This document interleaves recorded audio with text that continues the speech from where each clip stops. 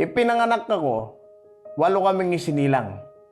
Sa 8 yon, sa isang kwarto, 7 ang namatay. Ako lang ang nabuhay. Isa-isa yung linalabas sa karton at yun yung sinabi ng aking nanay. Ngayon, dahil nangyari yon, naging rason yon para sa aking mga magulang na meron akong misyon. Kaya mula nun, priority nila ang mindset ko mula pagkabata hanggang paglaki. Naisip ko, nung pagkabata ko, total may paninindigan ako sa sarili kong maging marunong sa pag-handle ng pera, may paninindigan ako sa sariling maging creative, mag-entertain o mag-build ng long-term relationship sa mga tao, at may paninindigan ako sa sariling maging responsable sa lahat ng bagay. Ang naisip ko, ang profession na sakto doon ay architecture. Dahil sabi ng tatay ko na huwag ka nang mag-aral kung di rin naman yung pinakamataas o pinakamahirap na kurso. Ngayon, sinerge ko, nakalagay sa Guinness Book of World Record, the hardest profession is architecture. Kaya, bumalik ako sa Bulacan State University, kinausap ko yung sa Dean's Office, pagbigyan nyo na po ako kahit di po ako pumasa. Kasi, makikita po ninyo, magiging isa po ako sa mga pilar ng komunidad. At kung pagbibigyan nyo lang po ako, kahit konti lang pwede na. Sabi nung sa Dean, oh sige, pagbibigyan kita. Kaya, tinapos ko, kagad pre-practice ko na, ganun ang nangyari, kaya ako naging isang arkitekto na nagpa-practice ng design build service. Sa mga hindi pa nakakakilala sa akin, bayan yung introduce ko yung sarili ko sa inyo. Nabuhay ako ng isang eclectic na buhay. Kapag sinabing eclectic, maraming pinagdaanan, maraming pinagmulan. Makakapagkwento ako sa inyo kahit 10 direksyon ang naging buhay ko. Naging boksingero ako, naging bodybuilder ako, naging rapper ako, naging akong kahit ano.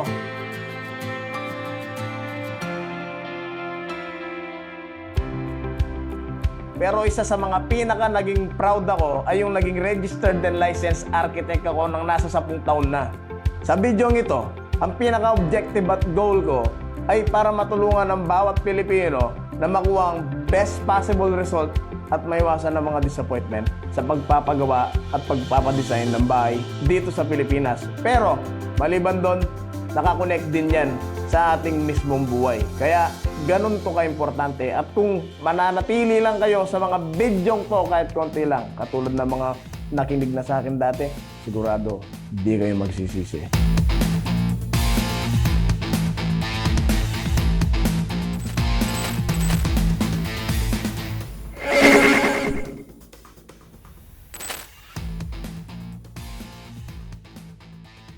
So, unang-una, paano ba ako napunta sa ganito? Paano ba ako naging architect?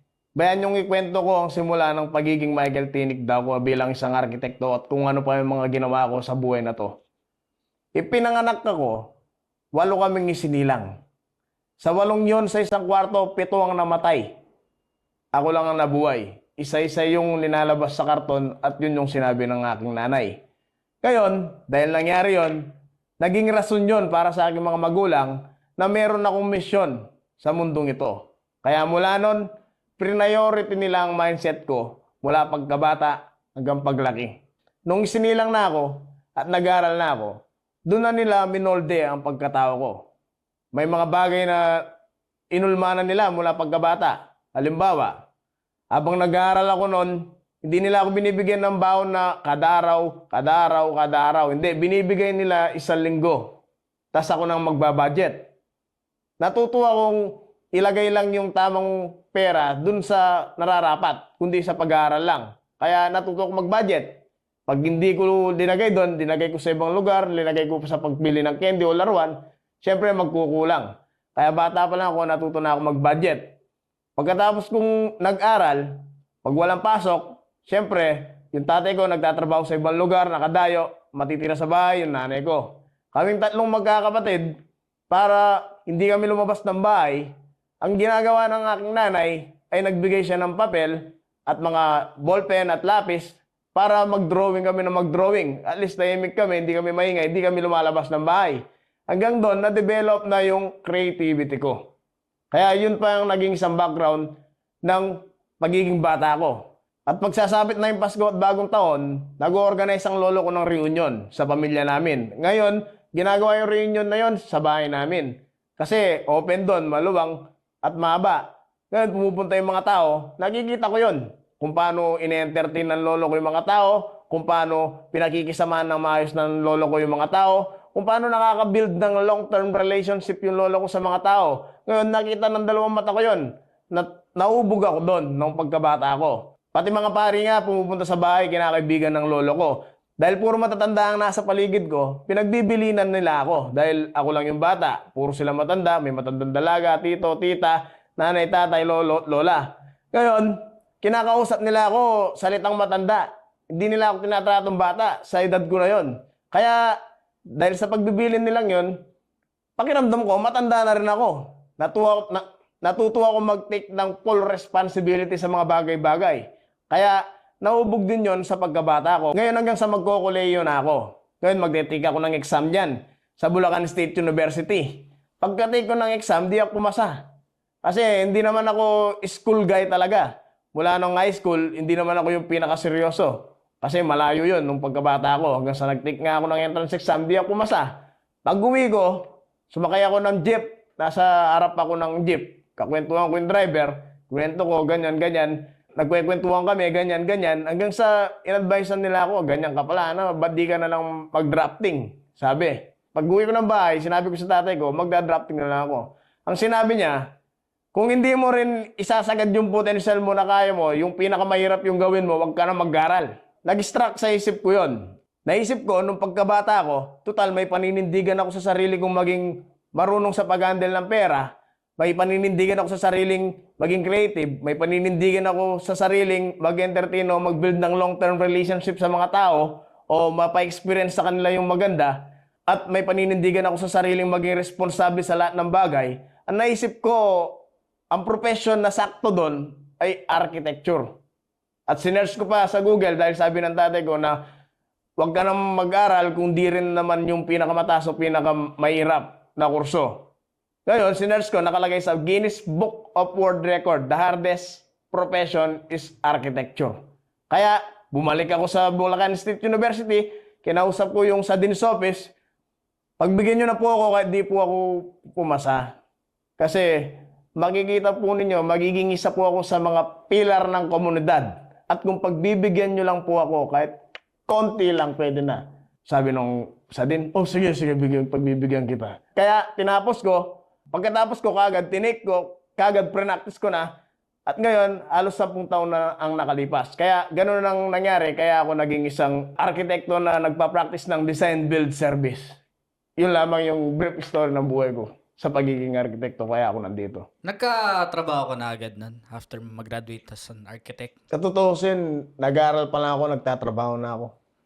Although hindi sa akin yung mga mismong project dahil di naman ako pwedeng pumirma, dahil di pa naman ako license, di pa rin ako graduate. Ang ginawa ko, yung isang prop ko, renefer ko siya sa mga client. Tapos sila yung mag-uusap. Tapos ako magdi-design, ako yung magpa-plan, ako yung magda-drop. Sa kanya yung design kasi siya yung nakapirma, siya yung nakaselyo. Kaya kung yung tanong, yung nakakuha na ako kagad ng project, kung tutusin, nag-aaral pa lang ako, nakakuha na ako ng project. Yun nga lang, hindi sa akin yung project. Rene-repair ko sa prop ko. Kaya nasanay na ako dati pa. Kaya nagka-experience na ako kasi ako rin yung nagsasite din eh. Pero nung pagka-graduate mo, nag-work ka ba sa isang kumpanya o sarili mong kumpanya? Nung pagka-graduate ko, nagsarili na ako, nag-project na ako nun. Yun nga lang, katulad pa rin nung habang nag-aaral ako, hindi pa rin ako yung license, hindi pa rin ako yung naka-sign and seal.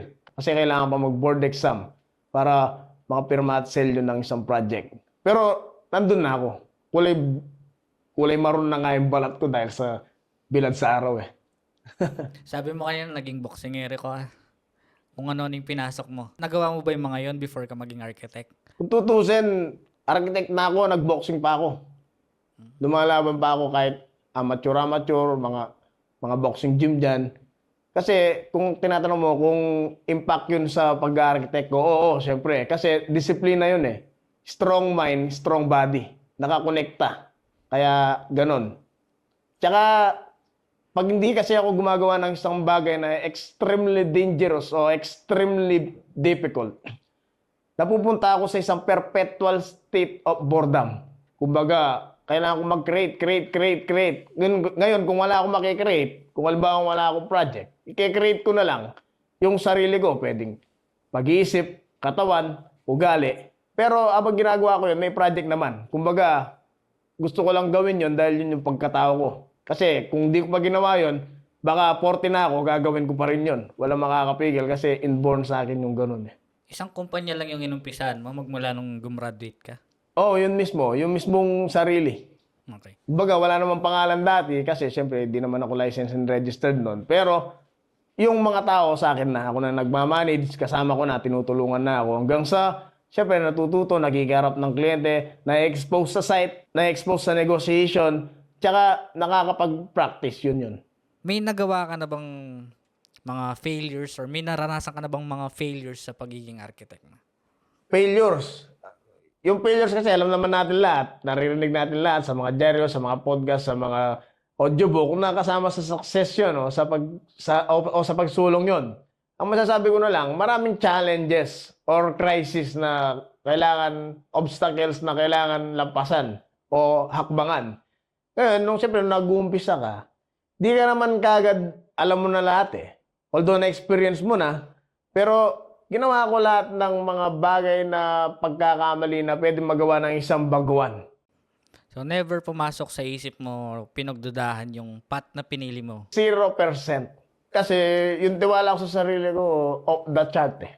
Dahil alam ko yung kapasidad ko. Kahit na psychotically confident ang tawag sa iba, anong magagawa ko? Ganun ako katiwala sa sarili ko. Kasi ginawa ko yung trabaho. Siyempre, minaster ko kung ano yung kailangan kong masterin para ma-deliver ko yung serbisyo. May point ba sa buhay mo na napagod ka? Malayo.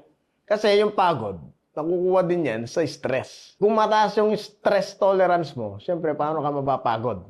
Ngayon, yung profession, dahil tungkulin yan, siyempre, stress tolerance yan. Kaya nga magpapagawa ng bahay, magpapadesign ng bahay sa inyong kliyente, kasi para ipasa niya yung stress sa design at construction sa'yo. Ngayon, kung mataas yung stress tolerance mo, sanay ka na, paano ka pa mapapagod? Ini-enjoy mo pa nga eh. Anong mindset ang tumutulong sa'yo makatawid sa may hirap na panahon mo sa negosyo? Sa mga mahirap na panahon sa negosyo, ano yung mindset ko? Kasi sabihin na natin yung mga mahirap na panahon sa negosyo as crisis. Kasi may crisis eh. Sa negosyo, sa enterprise, sa tungkulin, sa profession. May crisis. Kasi kung walang crisis, wala na sanang pulis at saka mga abogado. Pag merong tao pa rin na nagtatrabaho, may crisis. Pag may robot na, wala na. Ngayon, simple lang naman ng paraan para mapusko yung mga crisis na yon. I-expect ko lang. Unang-una, i-expect ko na yung crisis, unang-una, na lalala. I-expect ko na yung crisis, mabobroadcast at mapoportray ako na masama. Darating yung ABS-CBN, i-expect ko na yung crisis, magkakaroon ng dugo sa daan. Ibig sabihin ng dugo sa daan, may kapalit. Pero, i-expect ko rin na pagkatapos ng unos, may bagari. Anong klaseng architectural firm ang pinapatakbo mo? Nagpa-practice ako ng design build service. Ngayon, although tinutulungan ako ng mga classmate ko dati sa pagdadrop, may mga ka-allied din akong professional na mga structural engineer, master plumber, professional electrical engineer, geodetic engineer, at mga iba pang kalyansa sa project. Kaya, design build service, design and construction. Paano naiiba ang serbisyo mo kumpara sa ibang architectural firm? Naiiba ang serbisyo ko kumpara sa ibang architectural firm. Ang mga architectural firm o general mga architect, pag kumuha ng architect ang isang kliyente, sigurado na yon. Kaya pag ang isang kliyente pumunta sa akin, may kausap akong isang arkitekto din, kung mas okay yung sa'yo, mas mura yung sa'yo ko na lang ibibigay. Ang sinasabi ko, sa kanya na lang po ibigay. Di ako nakikipagkumpetensya sa ibang arkitekto kasi alam ko, sigurado na rin yung mayari sa tao na yun eh. Kasi arkitekto din yun eh. Pag arkitekto kasi, sigurado. Kaya ang pagkakaiba lang yung pag-handle lang ng budget. Anong klaseng clients ang karaniwan mong natutulungan? Halos lahat ng klase ng client na pagdaanan ko na, naranasan ko na, sa tagal ko sa ganitong profession. Ano ang core values ng firm mo pagdating sa design at serbisyo? Speed. Kasi may paninindigan ako sa sarili kong maging mabilis sa kahit anong bagay. Kahit nga sa paglalakad, pag naglalakad ako ng bagal, ibig sabihin di ako nagiging effective. Kasi kung ano yung ginagawa ko sa isang bagay, kahit gaano pa kaliit yun, ganun na rin yung gagawin ko sa ibang bagay na malaki. May team ka ba o mag-isa ka lang? Team. Kahit ako lang yung mismong kausap ng client, team. Katulad ng sinabi ko kanina, may allied professional akong nag-advise din sa akin. Katulad ng structural engineer, master plumber, professional electrical engineer, etc. Tsaka yung iba ko pang kaklaseng nagda-drop sa akin sa mga project. Tsaka syempre yung mga foreman, mga kasama kong workers, mga skilled, kahit mga laborer. Kahit nga yung mga taong nagre-repair sa akin. Part yun as a team. Paano mo pinipili ang mga tao mo sa team? Anong qualities ang hinahanap mo? Siyempre, kahit gaano pa kaganda ang pakilala ng tao sa'yo para isama mo siya sa team mo, malalaman at malalaman mo lang yun pagkalipas ng 2 taon. Maximum, minimum 1 year. Hindi mo malalaman yung hinire mo kung di mo na-experience makasama ng matagal. Kasi hindi naman sasabihin. Kahit nga yung mga nag-a-apply sa mga kumpanya sa Maynila, halimbawa, lahat na maganda na pwedeng ilagay sa resume nila, lalagay nila. Pero pag nagtrabaho, dun mo lang malalaman na puro lang pala salita sila, tapos sa trabaho hindi naman pala. Kasi napipik yun eh. Paano kayo nagko-collaborate ng ibang professionals? Sabi mo kanina, meron kang structural engineering. Nag-umpisan lahat yan sa plan, sa design, architectural, planning, layout, tsaka 3D. Kumbaga yung architectural drawings and details, dun sila bumabase sa design nila sa structural, plumbing and sanitary, electrical, etc. Kumbaga, nagko-collaborate kami sa pagbe-base nila sa plan at design ko. Ano ang signature o kilala sa inyo ng mga clients? Signature o kilala sa akin ng mga client, speed. Kasi yung design, marami na yan eh. Kahit sino makaka-design eh. Kahit nga grade 3, pwede mag-design eh. Yun nga lang, di lang technical. Pero sa mga architect, syempre, kahit sino, pag architect na yan, sigurado maganda yung design yan. Yun nga lang, may paninindigan ako sa sarili, kamukha ng sinabi ko sa inyo kanina, na mabilis. Ano ang non-negotiables sa inyo pagdating sa quality, service, at design? Non-negotiable, syempre, basta yung pera mo, sigurado. Kung kliyente ka, non-negotiable yan. Sigurado mapupunta sa project mo na tapos, malinis at mabilis. At kaya mo yon sa pamamagitan ng serbisyo ko. Yun. Paano ninyo pinapadali ang proseso para sa mga first-time clients? Pinapadali namin yung proseso sa mga first-time client sa pamamagitan ng pagga-guide sa kanila, step by step, move by move na process, ginaguide namin hanggang sa pagbibigay ng requirements nila, kung ano yung mga space, gaano kalaki, kung ano yung context ng mismong project, lahat. Hanggang sa ibigay ko na yung susi sa kanila, ine-experience na nila yung kagandahan ng derivative design nila na magkabay, ginaguide namin ng step by step, move by move, at doon napapadali.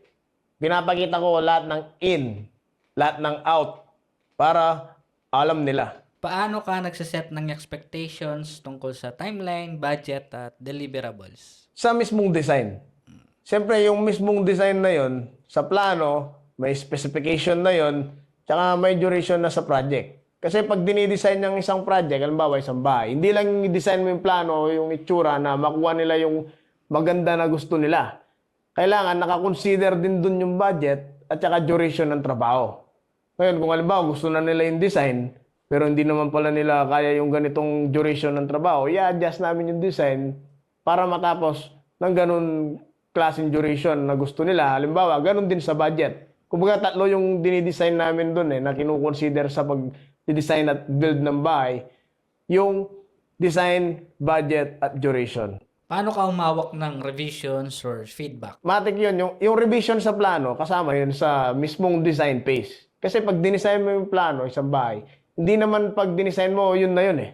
Siyempre, magpi-feedback yung mag-ari. Di katulad ng mga ready-made na plano na binili lang sa Divisoria, tapos na. Hindi ganoon. Kasi kahit sino pwede mag-drawing eh. Yun nga lang, ang tama, yun yung mismong service yung binibigay namin, yung mismong design process. Talent, phase by phase yan. Schematic design, design development, contract document, construction. May mga kliyente ka bang naging repeat clients? At Oo, bakit meron. sila bumabalik? Dahil na-experience nila na kung ano yung sinabi ko, yun yung nangyari. Anong klaseng leader ka? nagmamanage ka ng tao, no? Ngayon, ang masasabi ko, pinapractice o practitioner ako ng candor. Kumbaga, wala akong pinapalampas. Pag hindi maganda, sasabihin at sasabihin ko. Kasi magiging masama ako kung hindi ko sinabi sa tao. Dahil pag nagtrabaho siya sa iba o sa ibang bagay niyang gawin sa ibang parte ng buhay niya, akala niya tama dahil di ko sinabi na hindi tama. Kaya ganun lang ang masasabi ko. Hanggat maaari, paninindigan ko na open at sasabihin ko kung ano yung maganda o para sa akin na tama para makaganda sa kanila. Kung may mapapayo ka sa mga aspiring architects ngayon na napanghihinaan ng loob na ituloy yung path sa pagiging arkitekto, ano yun? Nasaktan na rin kayo eh. Nag-invest na rin kayo, nasaktan na rin kayo, nalatigo na rin kayo sa kakapasaya sa papunta sa eskwela, kaka-review, kakagawa ng plates, lahat ng bagay na kung anong year na kayo, kung anong parte na kayo ngayon, nasaktan na kayo. Kumbaga, you are already in pain. Kaya, get the reward from it. Anong masasabi mo sa mga taong nag-hesitate kumuha ng architect para sa pagpapagawa ng kanilang bahay? Kaya nyo. Yun lang ang masasabi ko, kaya nyo. Kung ano man ang derivative desire nyo na bahay na gusto nyo, kaya nyo. At mapupulfill ko yun. At mapupulfill ko yun ng mabilis. If you like this type of video at kung ready ka na sa pagdidesign at build ng bahay nyo, message ka lang dito. Para makuha yung best possible result at may iwasan yung mga disappointment. At kung gagawin mo lang to kahit konting confidence lang, pwede na. Katulad ng mga naging kliyente ko, sigurado hindi ka magsisisi. Thank you sa panonood. Ingat po.